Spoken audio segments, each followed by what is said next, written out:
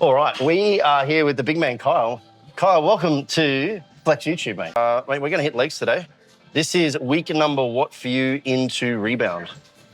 Into actual rebound? Into official rebound. Oh, this is week 3 of this block, I guess, official rebound since, what, we competed?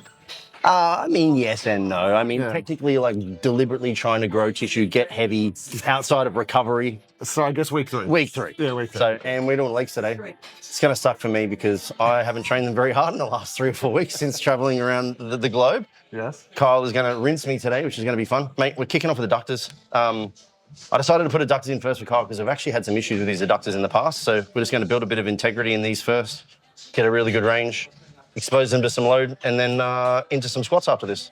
Oh, yes. Yeah, especially I think as well. Since injuring that, like I was saying to you, I hadn't done these for a long time. Man, just like how much it actually helped getting into squats next. Yeah. Because it was especially like I've had a conversation with a few boys that have hurt adductors in the past too. Yeah. And it was always a case of getting into squats. It was like, it feels crap, but doing this first kind of nice to warm up anyway. As soon as you get into that depth, it's that weird shaky minute. Everyone's like, oh, how are you feeling going into the sessions now compared to prep?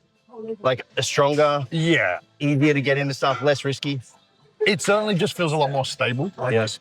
And you know this, obviously leverage changes, you get bigger and you kind of just feel a bit more comfortable getting under some load, which is nice. Especially for 6 months of prep, it's kind of like always, what's going to snap today? Well, let's get into it, bud. Let's do it.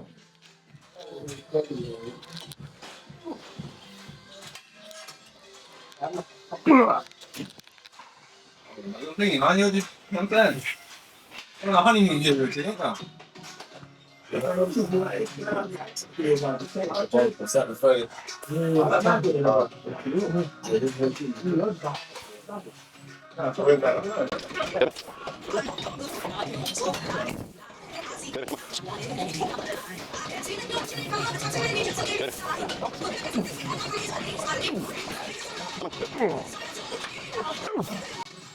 Oh, yeah. Oh, yeah, that was nice.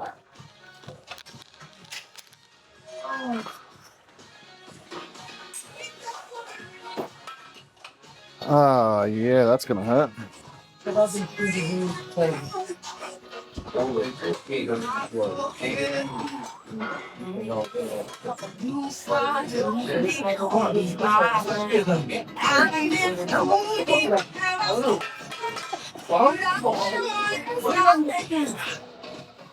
Let's have it. Good. 2.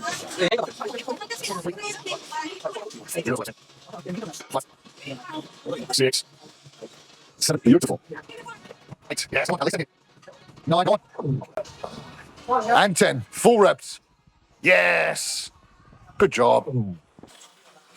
Very nice, very nice. So, actually, while I was doing my last set and while you were doing your set, question came up that I probably get lots, but could be good for you as well to kind of get your opinion. When it comes to, say we've got 2 sets on here, right? First set, we're going to go to like a designated RIR that we're trying to progress week to week. First part of the question is, should you attempt reps that you know you won't get if you're trying to chase that RIR, so technically you're going to fail? And then the second part of that is, if you've got a subsequent set, should you go to fail on that set to get the same stimulus, or should you keep it at that, 1 RIR, 2 RIR that you've got targeted? So I think the second question first. Yep. I don't think you necessarily need to match stimulus if we're talking about stimulus relative to RIR from set to set. Yeah. I don't think that's so much important. I don't think the comparison there is particularly important. To address the first part though, is that's the problem. And that is that no, you shouldn't chase reps unless we're talking like the final weeks of a meso where we're actually legitimately trying to get every possible like stimulatory rep out. We're okay with fatigue accumulating because we know we're going to deload soon, etc., etc. But if you're in week 1 and you're finding yourself like you put too much load on the bar, for example, you've got a rep allocation of 14 to 15, you're getting to like 12 and you're like, oh, I'm not going to make it. Don't force them. Just take the RIR that you're supposed to take, recognize the load, and then next week adjust the load accordingly or adjust the rep target accordingly. So I would either just then pull the load down in week 2 to get up to the repetition target at the RIR, or I would actually just take down the reps for week 2, week 3, week 4 to match week 1, provided they're safe, and I'd go from there. So like an example would be like, if you're doing 14 to 15 but you only get 12, I'm probably going to shift it to 11 to 12. But if I'm asking you to get like 7 to 8 and you get 4, I'm going to say, Kyle, go back to 7 to 8 because I want 7 to 8. Yeah, okay. It's it's funny because it's something that I see obviously coaching clients too, is like people are maybe trapped in the notion of either trying to lift too heavy and they overshoot that RIR target way too much, or they're trying to get close to fail or trying to fail, and it's like, it's not really the objective of the program, especially in week 1. It's like you want to leave that runway for progression. Yeah, failure at a point is good. It's also why I like, like you'll see on the programs that I write, that I have this, acronym FAM for fatigue accumulation method, and that's why I set now like a 2-rep target for set 1, because I don't really care what the reps are in set 2. I care that you're at the same relative RIR. That is important, even though I said we're not trying to like get to failure necessarily, but the relative RIR, because like it tells me a couple of things. Number 1, you only have to focus on hitting 1 target, and then you let fatigue dictate what you get for the second set, and the third set and the fourth set. And number 2, the amount of reps that you dip off from set to set gives me a pretty good indication as to how good you are at determining your RIR. Which is funny you bring that up, right? Because I see that too, is like, if you've got, say, 2 sets programmed to like 12 to 15 or something, they'll either greatly undershoot the load or the RIR in the first set and then just try and match it in the second one. So maybe the second set's actually harder, or there's a massive overshoot and they get like 15 on the first set and like 4 on the next one. It's like, you're kind of missing the boat there. There needs to be some consistency across the board. Or the worst case scenario is they get 12 in the first set, they call it a 9, and then they get 14 in the second set and they call it a 9. And I'm like, motherfucker, no. Run, quick, run.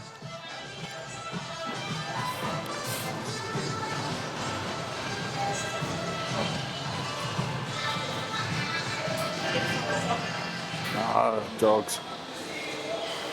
I guess. Yeah. Just as active. All right, second exercise today, we've got hack squats. Pretty straightforward exercise for this one. It's just trying to get as deep as possible, get the knee through as much flexion as possible, get the quads on through as much stretch as possible, and lift maximum load. We're going what I refer to as top set back off. Well, it's not even me. Everybody calls top set back off. What am I talking about? TWBO. Number 1 focus here is load for Kyle. We want to try and get as much load through his legs in a squat pattern as we possibly can, because later on in the week he actually has a hamstring specific day. So top set of 7, 8. I'm going to back it off. Aim for somewhere between 11 and 12. Oh yes. Anything to add, Kyle? Maybe a question for you then, because it's probably something I get lots of. Lifting equipment when it comes to heavy stuff like this, for bodybuilding specifically. Yeah, I mean, any equipment that gives you the opportunity to progress more consistently, I'm for. Using equipment to progress, though, in the midst of a meso, I'm not. Okay. So if you start with knee sleeves and you find that they allow you to squat very well consistently, you can progress a lot without any pain, etc., big tick. Yeah. If you get to week 3 and you're struggling to move more load and you add knee sleeves or bands, and that allows you to then progress, that's not the same relative progression, so I'm not a fan of that. It's the point I'll bring up on it with regards to lifting equipment, because I've kind of changed my tune on it a bit, and I've kind of gone anti-equipment. Okay. Mainly because I see people use it as a crutch to try and lift heavier, disregarding the way that they lift. Yeah. So in the context of hypertrophy, we're trying to do exactly what you said: max knee flexion, pause, under tension, big stretch, all that good stuff. Yeah. People will use knee sleeves and a belt to just lift heavier, disregarding that stuff. Yeah. Equipment should be used as an assistant to making the execution better, or to trying to minimize or eradicate potential pain. Yes. If you ask me. Yeah. So like, if you're somebody who just seems to get a lot more like forward translation on the knee, and you have tight hips and maybe weak glutes, first and foremost address the tight hips and the weak glutes. But if the knee sleeves allow you to get out of the trouble spot, to get through more range, I'm kind of for that. Not as a band-aid, but more of like an assistant. But if you're using it just to move absolute load is irrelevant. It's a progression of load over time. So if it meant that I couldn't squat 3 plates and I could only squat 2 plates without equipment, if I could squat 2 plates and a half in 6 weeks, then it's the same level, relative progression. So and that's kind of my point. Is like, don't use it to try and lift heavier and properly first, and then if you need equipment later, then maybe use it. Also, if you need an ego flex, 3 plates without sleeves is way fucking cooler than 3 plates with it, or 4 plates with it for that matter. Yeah. Well, let's have it, big boy.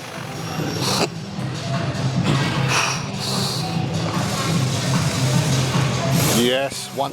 Good. 2. Beautiful. 3. There it is. 4. Good. 5. Yes. 6 minimum here. 6. Oh, yes. Let's go. Up, up, up. Go on, you got 8.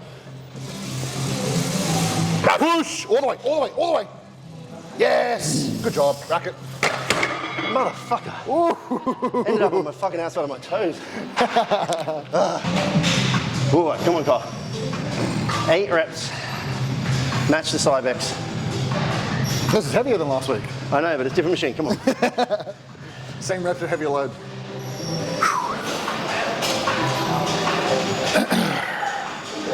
Build power, use that. Build tension, use power.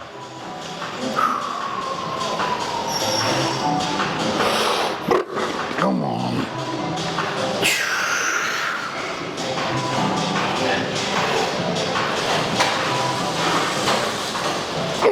Good. Head back.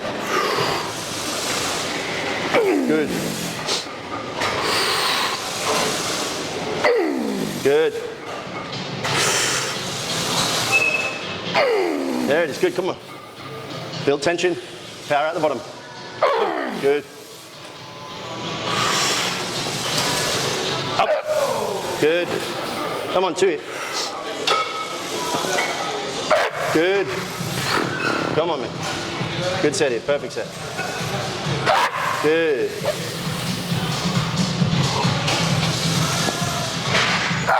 Good. Come on. 9.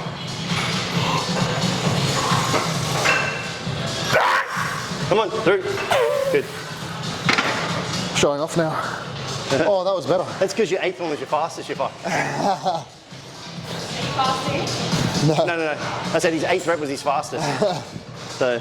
I was like, oh, I'm done. No, fucking pussy, keep going. No, to be fair, this is actually like. I was going to say, you finished at 8? Yeah. So this is a tough one for you because usually Kyle uses the Cybex. Right, last week he did 3.5 plates you said on the Cybex. For 8, yeah. We're using a different machine today because the Cybex was taken. The point is don't wait for 50 minutes like for a thing. Match the pattern and try and do as best you can with load projection. We projected this load for 8. He got to his 8th and it was actually his fastest rep. Yeah. Well, maybe not his fastest. His first was probably his fastest. But what you can see happen though in this is that when you're a little bit uncertain, you can have a precautionary approach to the stunt at the start of like a set. Yeah. And then he gets to like rep number 7 and 8 and he's like, oh, hang on a minute, number 8's my last one. He goes really hard. Then he realizes he's like, oh, I've actually got more in me. Yeah. And if that ever happens, then you can just take the set to the RIR and adjust, like we spoke about the adductor. So 10 reps is too many for the ideal scenario, but not the end of the world. Well, it's funny because it's something I see, especially now in our situation, traveling lots, training in different gyms. It's like, oh, I used this machine last week in this gym. I'm in a random gym now. How do I progress? It's just progress the RIR or make sure the RIR is the same. Same RIR for the relative amount of hard sets is technically your yardstick for whether or not you've matched effort from week to week. And if you were somebody who couldn't train the exact same order all the time, what you can do is then progress the amount of hard sets each week. So let's just say Kyle was on a program that said A, B, C, D in regards to exercise selection. If his A and B get messed up or his C and his D get messed up or he's traveling, all he needs to do is just look at the total sets per body part. And then after next week, he just adds 1 additional hard set. Add 1 additional hard set. You can do that set progression model for like 4 or 5 weeks and then deload and you're good to go. Yeah, I love it.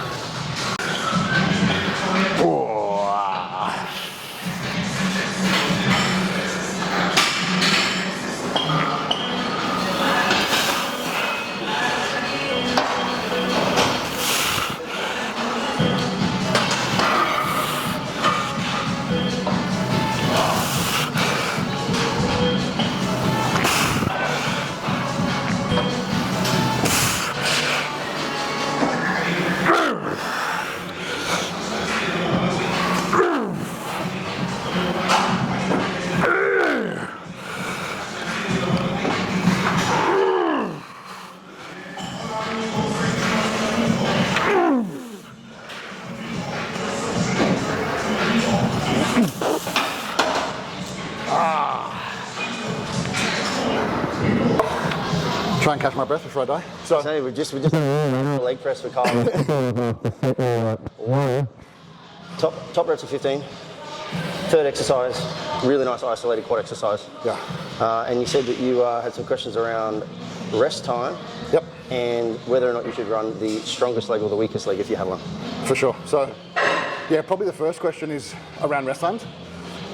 Mainly around unilateral movements, and then secondarily around like unilateral leg exercises where there's a big cardiometabolic demand. Obviously, I'm super gassed after doing that. Is there any drawbacks to going straight from one side to the other, or should I rest like a full, rest period in between sides? There's only a drawback, I would say, if your cardiorespiratory health doesn't allow you to match reps. Like if it's not a strength issue and there's an oxygen debt to the point where you can't catch your breath, your belly is breathing, and then you just can't focus. Yeah. That would be an indicator that you haven't got the fitness to go again. Okay. Or that you've gone too quickly. Yeah. But I think a fairly intuitive break of maybe somewhere between 15 to 60 seconds between legs might be suitable. Yeah. Like I know personally I can go relatively quickly. Yeah. But it's just a couple of big breaths and then off I go. Yeah. There's two things to consider here actually. This is a bit longer than I expected, but Usually is. Unilaterally, you're going to have localized fatigue. Yes. Which is going to be metabolic in nature, whereby you're going to accumulate metabolites, those metabolites have to dissipate, but that isn't technically going to affect the performance of the other side. Okay. What will affect the performance of the other side, because there's still localized energy availability there, because you've rested from whatever the previous exercise was, is your ability to pump systemically. Yes. That's the oxygen debt, the breath. So if your breath is controlled, technically you should be good. Yeah, okay. Because I've always, even with unilateral stuff, but more so leg specific when you're doing boardgames, split squat, or unilateral leg press, I've always erred on the side of, instead of taking big rest breaks between sets, I've always just done even rest periods between legs. So if I've got 2 sets, I'll do left, rest a minute, right, rest a minute left, and just do 4 sets that way, as opposed to shorter breaks than a big 2 or 3 minute rest between actual sets. Yeah, I don't think there's a wrong answer, to be honest. Cool. I think it's whatever you find can allow you to progress consistently is probably the right choice. Yeah, and then I guess to get on that second question then was around the side that you start with. So should you start with your weaker side first and then match on your stronger side, or should you start on the stronger side, have the weaker side try and catch up? Is there a best approach? I mean, you could argue for both. Yeah. But I would say you shouldn't let a good leg be impeded by a bad one. Yes. Of which case, then I would suggest that you do your strongest leg first. Yeah. Right? But I'm going to argue in the other direction. I was going to say, play devil's advocate. Do the strongest leg first, because I don't think you should be limiting it. Because the left one, let's just say the left one was the bad one and the right was the good one. The left one will get carryover effect from the right one being stronger. Yeah. But if there's a gross asymmetry, because then you could argue that you're using the good leg as a yardstick for success. Yes. But then maybe the other argument is that if you're doing the weaker leg first, at least is getting taxed the most, and then the right leg can just be there to hold at maintenance. Yeah. Okay. I would say so long as they're within 3 reps of failure of each other, it's probably not that big of a deal which way you do it. Yeah. If the weaker limb is more than that away, then probably got some other stuff to fix. Yeah, I mean, the problem is you can argue for both. Yeah. Okay. Yeah. Oh, good. Because, for example, right now we have Rory, who's come off the back of a bicep tendon rupture and a cervical spine impingement issue, right? Yeah. And his left arm on the tricep is significantly weaker than his right. And he's doing his right first because he knows that the left one is just asymmetrically way off, not for reasons of muscle issues, but because neurologically it doesn't work very well. So he's using his right as a constant progression scheme to then reference as a yardstick. But you could argue the other way. Okay, either way. Now, if you look closely on here, you're actually going to see that I've moved my bum out of the seat. And you may be thinking why. And this is because I'm trying to get maximum knee flexion, but while doing so, I want to ensure that I also don't then end up in posterior pelvic tilt, where my hips tilt and my bum comes forward and up off the seat. This is really common in people with a leg press, and it often leads to a lot of lower back pain, or at least a lower back pump. But because of the way in which this machine is on a fixed plane of pressing, if you move your bum up out of the seat, you can set it up so that it's a little bit smoother and you'll get 0 tilt and 0 back pain. All right, exercise number 5, we've got leg extensions. We've given the legs, the quads specifically, a little bit of a rest. Coming off the back end of the unilateral leg press. We've done some hamstring curls, and now we're going to get into extensions. Pretty straightforward, isolated quad exercise. Get them maximally short. Really squeeze, don't rush it. I also will just say I love this fucking piece of machinery because you can change where it loads. We're going to load the lengthen range, which is this range here. So this is an old kit called Strive, the original Prime, I believe. Correct. Let's go. Have it, 10 to 15. 2, good. 3, 4, 5, beautiful. 6, 7, 8, 9, good. 10, 11, here we go, just wake up. 12, up. 13, get up. Good job. Good. That was nasty. That went from pretty good to pretty slow, pretty quick. Pretty not that hard to very hard. I reckon one more, at least 1 or 2 plates for you. Yeah? Yeah. Wow. Oh, being generous. Light-headed. Here's a question for you then, Mr. Coach. I think the current narrative on leg extensions specifically that I'm seeing on social media is that you don't need to squat. You don't need to do any squat patterns, just poo-poo them all together. You're right. Just poo-poo squats all together and just do leg extensions because it grows all of the heads of the quads evenly, and the squats do not train the rect fem. Right. What do we say about that? I haven't seen this. I'm glad that that is the case. It's on TikTok. It would frustrate me. This is why I'm not on TikTok. I mean, if we're talking about like really targeting the rect fem in the shorten range, sure. But you're certainly targeting the rect fem in the lengthen range in a squat pattern. It's maximal stretch at the knee. It's fantastic. The other thing people I think forget really quickly with hypertrophy is it's not just about progression, absolutely, but also about mechanical tension. And the tension that you can put through the quads in the lengthened position on a squat pattern versus this is astronomically larger. There's also an argument for functionality to exercise. You know, like you can't live and exist in extensions for the rest of your life. Using some hip extension and that is fantastic for health, so you should do that. Because I think like the main thing that I see now, and it's like this over isolation or over emphasis on isolation. So it's like just like train the rect fem and just train the the lateralis and just do this one. It's like, but you can kind of get all of them pretty damn well with a heavy load with a squat or leg press pattern, and then that gets other stuff involved too. So like we said, adductors, it gets glutes, it gets erectors, all those other things. That if you really hyper specifically isolate stuff, then you would have to do 10 sets a week on extensions and 10 sets a week on back extensions. Everything. Yeah. And it just becomes redundant and like a moot point. Yeah, you get what's called like active insufficiency if you train things in controlled patterns far too frequently. I actually see this all the time with people that come to me that have been training in a hyper isolated fashion, like like all of this for lats, all of this for extensions and quads. And what you end up doing is you put them into something that is like open chain, put them in a squat pattern, and they're like this.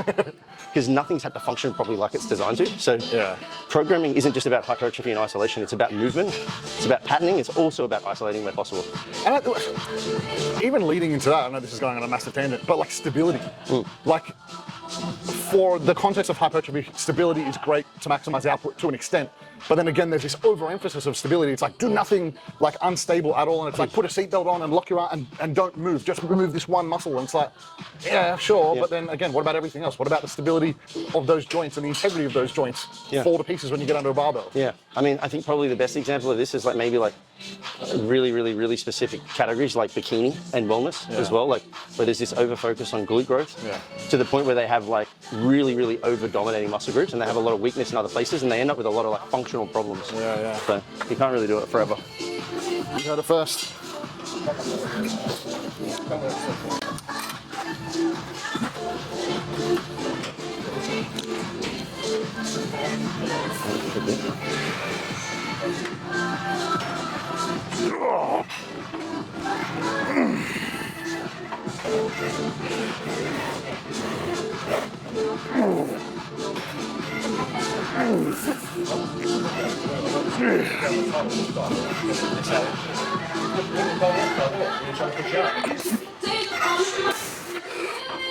Come on, good cock. Now we go. Good, through. Come on, through. Good.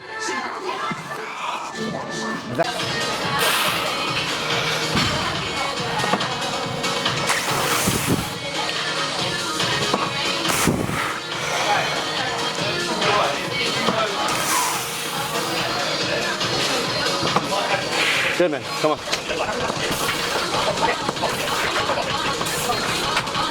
Good. Good, come on. Come on. Good. Go with me. Fuck. Oh,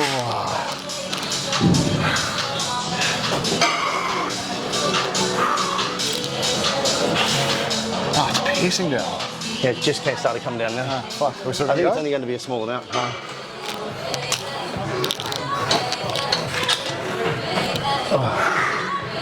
All right.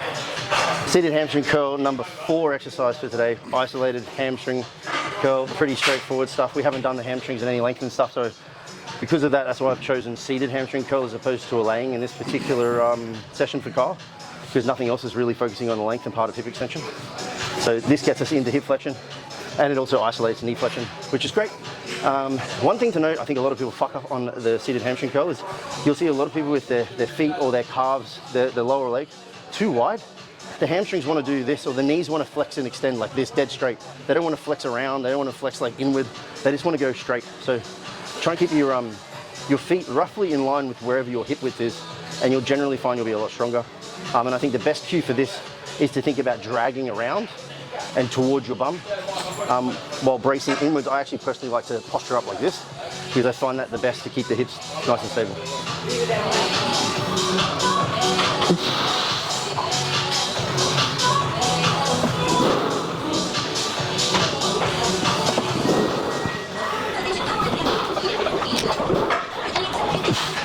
Beautiful reps.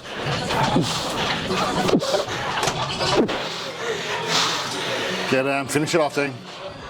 Go. Oh, nice. One final tip while I catch my breath is I actually find it beneficial to tense my glutes a little bit. I do that in this position because I find that it stops me from then tilting and letting my hips do this and your lower back arching, especially when you're trying to get your heels right towards your bum. And that's facts. Can you do it, Tim? That is the face of a man that is tired.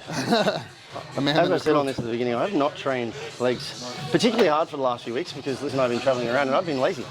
But that was a difficult chest session. Lazy, aka. I was going to say, that sounds Liz is like an saying AK excuse. sick. I've also been sick. This voice is not extra sexual. It's just tiresome. Carl, legs done, buddy. How do you feel? Liz, Cooked. no one can hear you, but how do you feel? Any final words, Carl? I'm ready for ribs and brisket. That's about it. Holy smokes. London, we're coming for you. And they have, what's it called? Chicken salt. Oh, chicken salt chips. I was saw. saying they have chicken salt, which is, I learned later, only an Australian thing. So very excited for chicken salt fries. If you've never heard of chicken salt, it's salt with chicken flavouring. Revolutionary. It's about as revolutionary as a hot dog bun, which is a long, thin bun made for a long, thin sausage. Gabby, how was your session? No one can hear you, and you're hiding there, but Session was good. Session was good. she said good session. Jesus. We said we were going for barbecue, and now we're actually for barbecue. Look at this delightful looking little thing. I think- May I just, what? They forgot the chicken salt on my fries.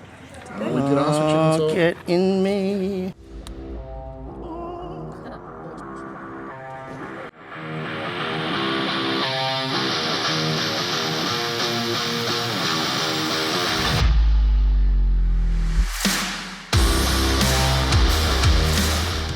If you like this content, remember to like, subscribe, and share with your friends. See you in the next one. Train smarter, not just harder.